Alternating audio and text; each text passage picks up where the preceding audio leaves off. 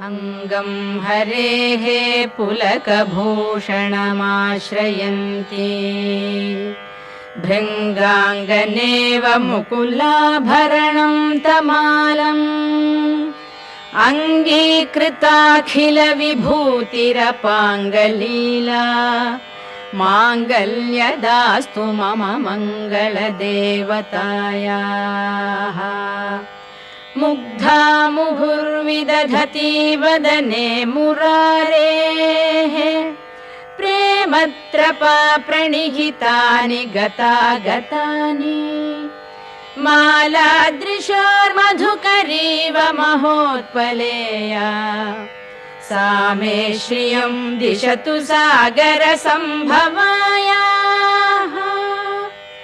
आमीलिताक्षम् अधिगम्य मुदा